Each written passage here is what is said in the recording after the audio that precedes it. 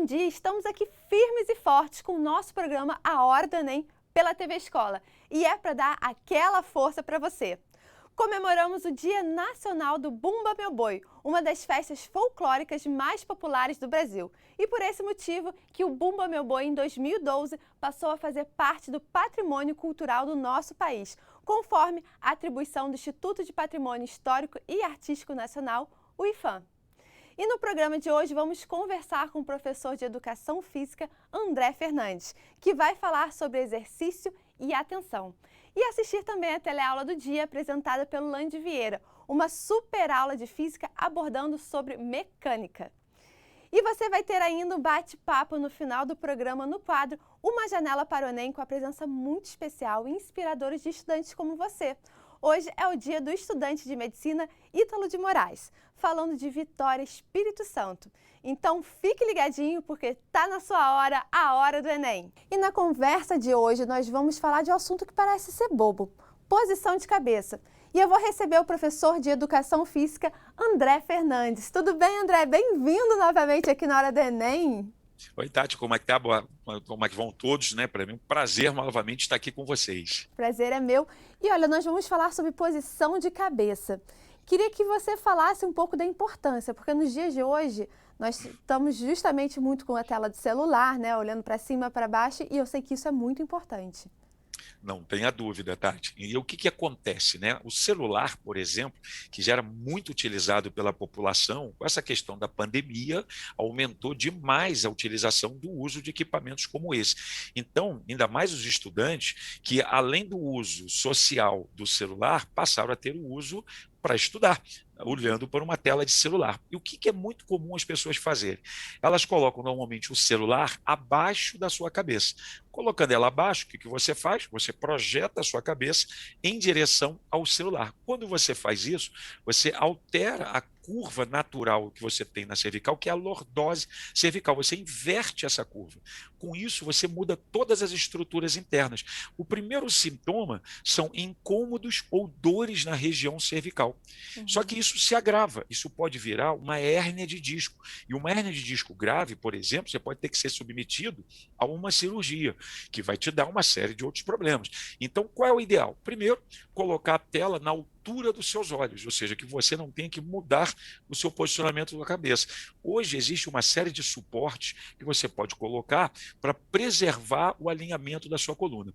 E outro erro muito comum é a projeção da cabeça, que não é só a inclinação. Então, eu falei da inclinação, mas as pessoas, às vezes, por exemplo, pessoas que têm problema de visão, o que elas fazem? Elas, como fosse, imagina a cabeça, como fosse uma gaveta vindo para frente. Elas fazem isso, elas projetam a cabeça, também desalinha, causando problemas na coluna cervical. Então, imagina que você vai empurrar o queixo para dentro como fosse uma gaveta. Pronto, você posicionou a cabeça na forma correta. Muitas pessoas, até sem perceber, andam com a cabeça pendurada, o que vai gerando problemas. E, obviamente, estudando, lendo, a vista vai ficando cansada, a pessoa cada vez mais vai projetando essa cabeça à frente. Isso gera uma série de danos à estrutura cervical. Então, a dica é, imagina a gaveta, empurra ela para frente e mantém o alinhamento. E tenta colocar ou o celular, ou se for um computador, um tablet, mais ou menos na altura dos seus olhos, para você não fazer essa variação com o seu pescoço. Com certeza, gente, super dica do André aqui na Hora do Enem. Professor, quero te agradecer demais pela presença aqui e eu te espero em breve com mais dicas aqui na Hora do Enem com a gente. Com certeza, contem comigo. Um beijo e até a próxima, gente. Esse é o professor André Fernandes. Eu vou dar aqui de novo, que enfim, eu fiquei com medo da câmera. Esse é o professor André Fernandes participando aqui com a gente na Hora do Enem.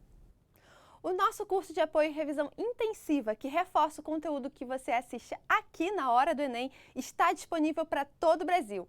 Para mais informações, acesse o site www.horadoenem.org.br. O curso é um curso bem intuitivo, prático, dinâmico e que facilita a compreensão de toda a programação do Enem. A TV Escola e seus parceiros, com grande experiência em Enem, resolveram dar aquela forcinha a mais nessa missão, disponibilizando um acesso a um amplo conteúdo de apoio e reforço a fim de proporcionar uma revisão completa com foco exclusivo no Exame Nacional. Os estudantes poderão participar de um novíssimo curso intensivo multiplataforma, com site, aplicativo, e-books para estimular a preparação da galera que vai fazer as provas do final do ano. Videoaulas específicas com professores especialistas e uma programação completa, incluindo resumos, exercícios, testes online. Essa é a sua hora, a hora do Enem. E para entrar agora mesmo no ritmo das aulas, o nosso querido Landy Vieira vem aí apresentando a teleaula do dia, uma super aula de mecânica, de física. Lembrando que essa aula foi gravada antes da pandemia. É com você, Landy! Hora do Enem no ar, explorando o universo da física, que deve muito a pensadores como Galileu, Newton, Einstein. Mas por que será que tem mais nome masculino do que feminino nessa história? Quem fala mais sobre isso é a astrônoma Patrícia Spinelli, mas não antes de dar aquela revisada em física pro Enem. Então chega mais, professor Célio Barros. E aí? Prazer, Revelande. Mecânica é uma parte super importante da física. Então bora relembrar o que ela estuda. A mecânica estuda tópicos extremamente importantes, como o movimento dos corpos, vetores, hidrostática, dinâmica e até mesmo gravitação universal. E aí, bora ver uma questão sobre mecânica? Com certeza. Roda aí. Vamos lá para mais uma questãozinha. Para um salto no Grand Canyon usando motos, 2 paraquedistas vão utilizar uma moto cada, sendo que uma delas possui massa 3 vezes maior. Foram construídas 2 pistas idênticas até a beira do precipício, de forma que no momento do salto as motos deixem a pista horizontalmente e ao mesmo tempo. No instante em que saltam, os paraquedistas abandonam suas motos e elas caem praticamente sem resistência do ar. As motos atingem o solo simultaneamente porque, galera, vocês observaram que, apesar de ter falado dos paraquedistas, o exercício não quer nem saber deles, porque os caras vão abrir os paraquedas, provavelmente vão descer com velocidade constante, vão fazer um pouso suave, não tem graça, não é? O que eles estão querendo que você observe aqui? As motos, porque os caras vão pular de moto, lançamento horizontal, vão largar as motos e grudar nos paraquedas. As motos que se danem, coitadinha das bichinhas, né? E as 2 motos vão cair. Uma moto é mais pesada do que a outra e, mesmo assim, sem resistência do ar, elas atingem o solo simultaneamente, tipo, chegam ao mesmo tempo no chão. Uma questão clássica de lançamento horizontal, ok? O que acontece aqui? O que a gente tem que observar? Lançamento horizontal ou queda livre não faz a menor diferença, beleza? Porque mesmo que o objeto seja lançado horizontalmente com uma velocidade maior que o outro, livre da resistência do ar, os 2 vão atingir o solo ao mesmo tempo, beleza? Então vamos dar uma olhadinha nessa figurinha aqui, ó. Lançamento horizontal, olha só. Velocidade inicial, ela é horizontal e ela se mantém constante o tempo todo. O que vai acontecendo é que o objeto vai ganhando uma velocidade vertical devido à aceleração da gravidade, que a gente considera constante e em quase todos os exercícios desses nossos vestibulares, inclusive as provas do Enem, a aceleração da gravidade é aproximada para 10 metros por segundo ao quadrado. Tudo bem? E é a mesma aceleração da gravidade para todo mundo, certo? E a massa? A massa das motos entra na análise? Não, a massa não faz diferença também. A massa vai influenciar no quê? Vai influenciar na quantidade de movimento, vai influenciar na quantidade de energia cinética com que a moto vai chegar lá embaixo, mas não vai influenciar na sua velocidade. A velocidade de queda da moto ou o tempo de queda dos objetos só depende do quê? Da altura e da aceleração da gravidade. Não depende de massa, não depende de velocidade horizontal. Tudo bem? Então, para a gente finalizar a análise da questão, como é que vai ser? Olha lá. As motos atingem o solo simultaneamente porque possuem a mesma inércia.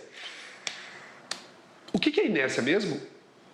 Isso é a propriedade da matéria de resistir às variações no seu estado de movimento ou de repouso. Tipo assim, é a tendência do corpo ficar do jeito que está, certo? Nesse contexto, a inércia ela é representada numericamente pela massa. Então, o corpo que tem maior massa tem maior inércia, tem maior capacidade de ficar do jeito que está, ok? Então, como as motos têm massas diferentes, totalmente fora de questão. Letra A está fora. Letra B, estão sujeitas à mesma força resultante.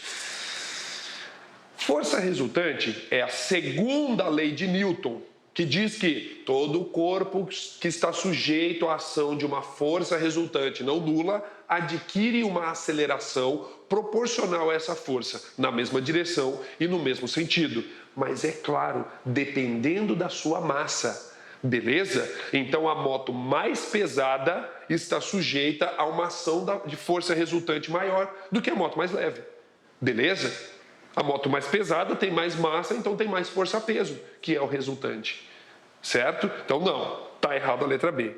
Letra C, tem a mesma quantidade de movimento inicial. Quantidade de movimento é uma grandeza vetorial que, em módulo, é massa vezes velocidade.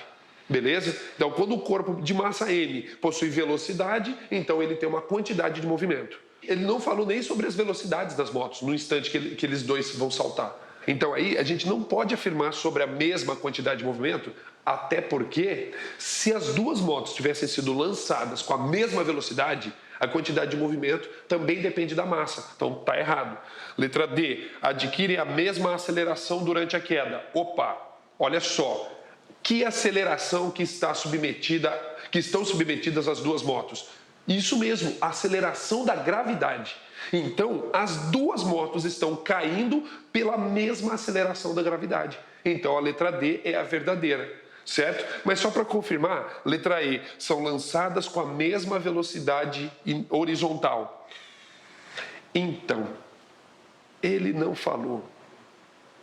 Ele falou que as duas motos vão sair ao mesmo tempo, não mencionou se é a mesma velocidade inicial, e mesmo se fosse a mesma velocidade inicial ou velocidades iniciais diferentes, não importa, beleza? Porque o tempo que eles levam para tocar o solo, o tempo que as motos levam para cair, só depende da altura e da aceleração da gravidade. Então, letra E está errada também. Portanto, olha lá, mais uma vez o desenho aparecendo, né? Observe que a velocidade vertical só depende da gravidade, beleza? E da altura, é claro. Então, no final da história, a alternativa correta, letra D. Espero que você tenha clareado suas dúvidas.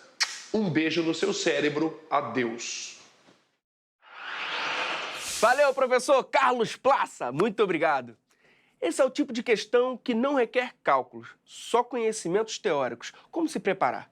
Então, é importante que o aluno ele vá a fundo na questão conceitual e procure fazer o máximo de resumos que ele possa para poder melhorar o aprendizado dele. No último bloco, a gente viu a questão 83 da segunda aplicação do Enem 2016, Caderno Azul. O tema é mecânica. O que o candidato precisa saber para acertar especificamente essa questão? É importantíssimo que ele saiba a questão dos movimentos, tanto uniforme quanto movimento uniformemente variado. E depois, posteriormente, ele deve saber também a questão da queda livre do corpo. Então, essa questão 83 fala de lançamento horizontal, mas tem outros tipos, não tem? E também existe um movimento que ele é dito como lançamento horizontal, movimento vertical, que é o lançamento vertical, e o lançamento oblíquo. Professor, em quais elementos a gente deve prestar atenção quando aparece uma questão sobre lançamentos? Então, é importantíssimo que o aluno preste atenção na questão vetorial, de como o corpo se desloca, e também na questão dos movimentos, para poder associar essa questão vetorial. E, posteriormente, em outros elementos, como a altura que o corpo atinge e até mesmo a distância que ele consegue atingir a partir do ponto onde foi lançado. A questão fala de um conceito que você até citou aqui, que é do movimento uniformemente variado. Explica melhor pra gente? Posso te mostrar? Só se for agora, professor. Movimento uniformemente variado, né, professor? Deixa eu fazer aqui uma basezinha para ficar mais...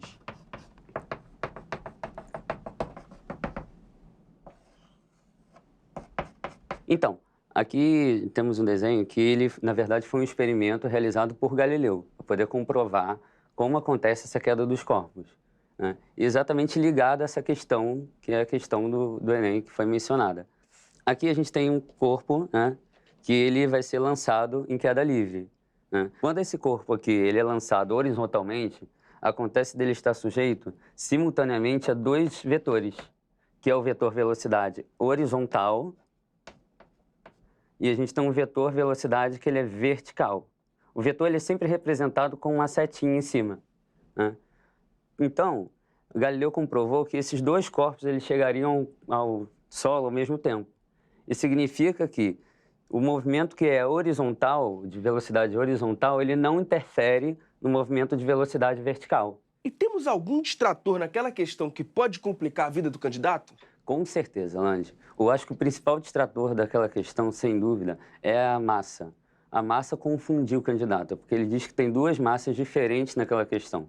E quando você observa as opções que ele te dá como resposta, as três primeiras elas são relacionadas à massa. Em mecânica, além do movimento, o repouso é importante também, tá certo? Sim, com certeza. O repouso ele significa que o corpo, no caso, ele está em velocidade zero. Então, é importantíssimo que o aluno fixe as equações movimento uniformemente variado e, principalmente, a segunda lei de Newton, que é onde existe o maior número de aplicações para o vestibular. Além da importância de mecânica para o Enem, qual a importância desse conteúdo para a nossa vida? A mecânica é amplamente usada em tudo, né? Principalmente na base da engenharia.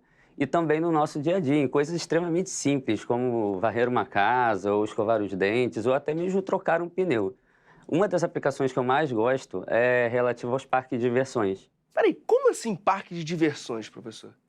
Vários brinquedos do parque de diversões, eles utilizam conceitos físicos, como montanha-russa, roda gigante, enfim. Você trabalha com questões de aceleração centrípeta, trabalha com velocidade tangencial, etc. Quando a gente estuda esse conteúdo?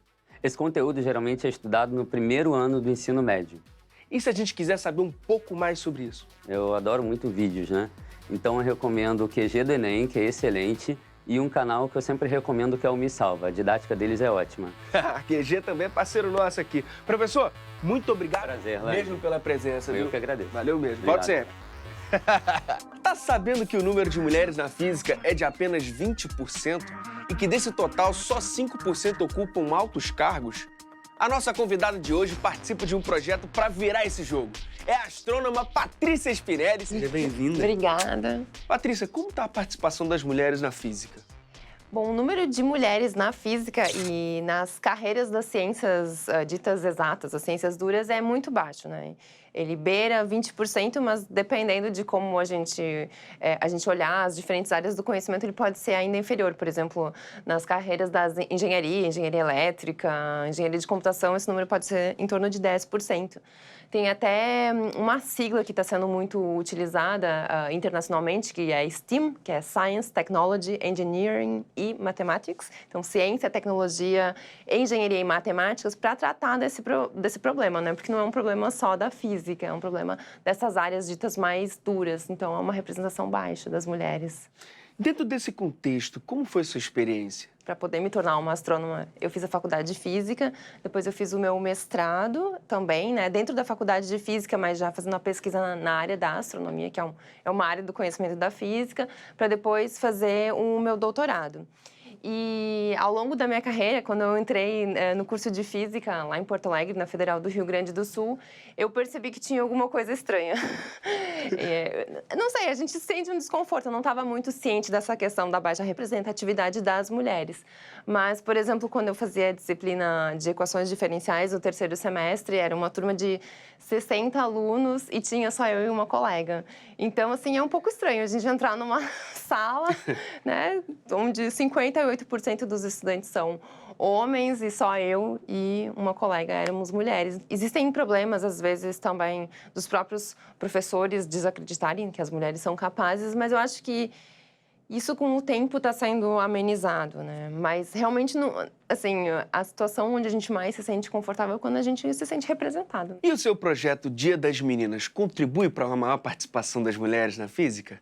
Tem um problema que a gente chama de segregação horizontal, que significa que as meninas não estão buscando essas carreiras. Então, a gente tem que incentivar as meninas a escolherem essas carreiras na hora do vestibular, do Enem. Existe um outro problema, é que depois que as meninas entram e elas começam a evoluir na carreira, elas acabam desistindo. Então, elas não chegam a ocupar os cargos mais altos. Por exemplo, ser o chefe de um laboratório, a chefe do programa de pós-graduação na área de física ou engenharia.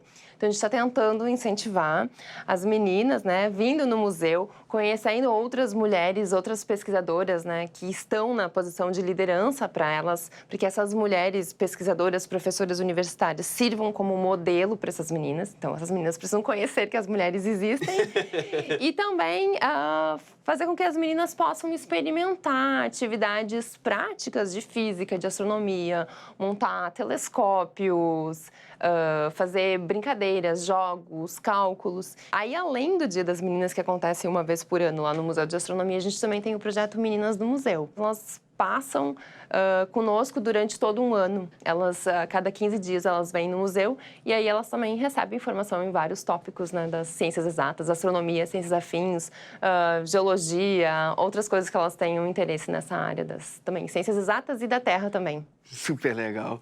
E qual é a fórmula para que o número de mulheres cientistas cresça? Eu penso que pode ser incentivado com políticas públicas, porque se as mulheres estão trabalhando tanto quanto os homens, estão fazendo pesquisas ótimas, assim como os homens, por que elas não são escolhidas, na verdade, para as posições de chefia? Mas em relação às meninas que desejam estudar, ir para as carreiras das ciências duras, a gente vê em várias pesquisas que, basicamente, as meninas no ensino médio, elas estão interessadas em todos os tópicos.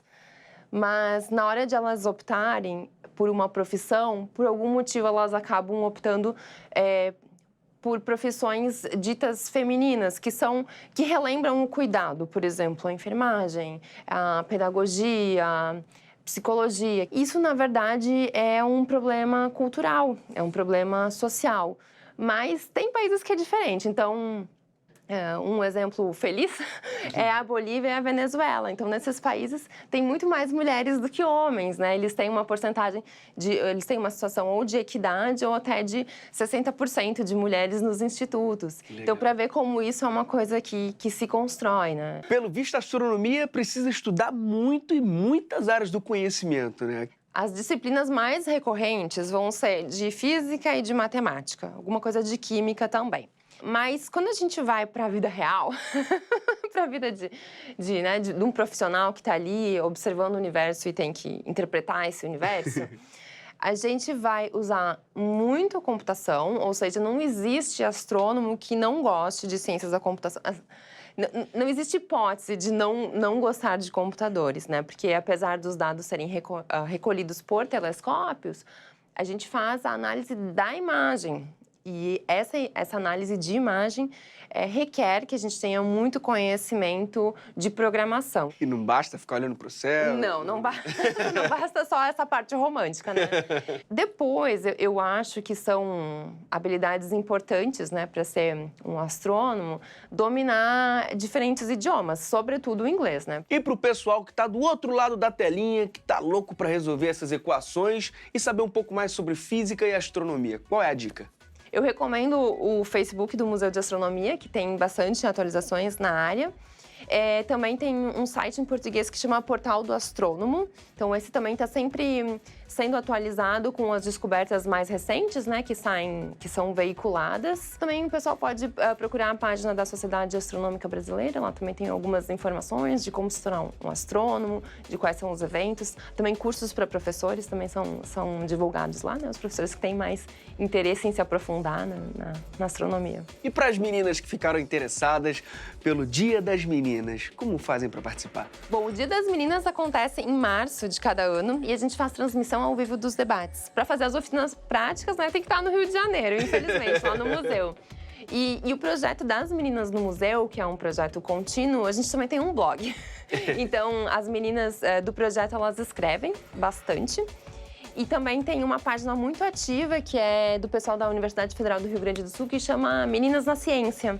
E o Meninas na Ciência também posta bastante coisas, faz muito material audiovisual com grandes pesquisadoras falando das suas pesquisas, então pode acompanhar. Muito obrigado pela sua presença mais Obrigada. uma vez. E que você continue sendo referência para essas meninas que querem entrar nesse campo. Obrigada. Até a próxima. E no Janela do Enem de hoje vou receber o Ítalo, direto de Vitória, Espírito Santo. Bem-vindo, Ítalo, à Hora do Enem. Olá, muito obrigado. Agora, você tem uma história de superação.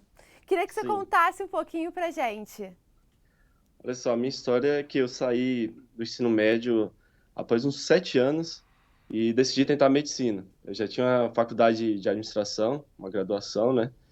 E, a princípio, eu não acreditava no meu sonho de tentar medicina, mas depois, com o tempo, finalmente decidi tentar. E eu sabia que seria difícil, mas tentei mesmo assim conseguir. Então, eu comecei em 2016, na metade de 2016, mudei de cidade, eu sou da Bahia, aí vim para Vitória fazer um pré-vestibular. Aí, no último Enem, em 2020, consegui a minha aprovação na Universidade Federal do Paraná, pelo SISU, né, no primeiro semestre. E eu queria deixar aqui algumas dicas, né, para os alunos, que muita gente também que às vezes está tentando começar esse ano, já tem uma graduação, então a história é parecida com a minha. Então, quero aproveitar essa oportunidade para dar alguns conselhos, umas dicas que me ajudaram, né? Que, Fique a à princípio, vontade. então vou falar aqui. Claro. Então, a princípio, assim, ter uma rotina eu acho muito importante.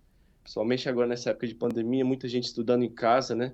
Então, definir a hora que ia acordar, a hora que vai almoçar, definir também os descansos. Eu costumava descansar cada uma hora e meia de estudo, dar uma pausa para recuperar as energias, né? Então, ter essa rotina, definir a hora que você vai estudar de manhã, à tarde e à noite, é crucial para a gente se organizar. E outra coisa que eu acho muito importante é os alunos fazerem muitas questões, que é um problema que eu vejo que é recorrente, inclusive eu passei por isso, que é a gente assistir muitas aulas, se preocupar com os resumos e acabar negligenciando um pouco a parte de fazer questões, que na verdade é aquilo que a gente vai fazer no Enem, né? Que é a prática de verdade. A gente precisa ter uma velocidade, precisa ter resistência, que o Enem é uma prova que ela é extensa, exige muita leitura da gente, então a gente tem que começar a praticar desde agora. Então, um conselho que é um dos principais para quem estiver vendo, é você começar a praticar questões desde já. Seja questões de apostila, por assunto que você estiver aprendendo, e ter o contato também com as questões do próprio Enem, as questões dos anos anteriores, né? E durante a semana, eu aconselho que você faça pelo menos um simulado, para treinar o tempo de prova, né? Que no caso aí, tentar fazer as 90 questões, utilizar a mesma quantidade de tempo que o Enem disponibiliza, você realmente simular como se estivesse na prova, para não chegar lá e ser pego de surpresa, né? Com certeza. Agora, para encerrar, gostaria que você deixasse uma mensagem para quem está nos assistindo. Olha só, uma mensagem que é muito importante, que principalmente no ano passado, quando se iniciou esse momento de pandemia, é você persistir, apesar de às vezes acontecer alguns problemas que fogem do nosso controle, persista no seu objetivo de passar, de conseguir aprender a cada dia mais. Cada dia que você persiste, estuda um pouco mais, é uma vitória. E a vitória final, que é o objetivo de ir bem no Enem, né? Você conquista a partir de cada dia que você lutou. Eu gostei que você já colocou ali para todo mundo ver, ó. Mantenha o foco e bons estudos. Ah, sim, isso mesmo. É uma frase que eu gosto de sempre pensar e falar com as pessoas, às vezes com meus amigos ou seguidores do Instagram, é manter o foco e tenha bons estudos. Então, a gente sempre tem que lembrar do nosso objetivo, por que a gente está estudando, né? Porque estudar normalmente não é algo fácil. Sempre vai ter alguma matéria que a gente não gosta muito, ou então um assunto dentro de uma matéria que você gosta, vai ter um assunto que você não gosta. Então, mesmo que não seja tão confortável, sempre lembre do seu objetivo, mantenha o foco, que vai dar certo. Com certeza, vai dar certo. Ítalo, quero te agradecer demais pela presença aqui na Janela do Enem. Eu que agradeço. Tudo de bom, Parabéns pela obrigado. história. Obrigadão. Gente, esse é o Ítalo, direto do Espírito Santo, aqui na Hora do Enem.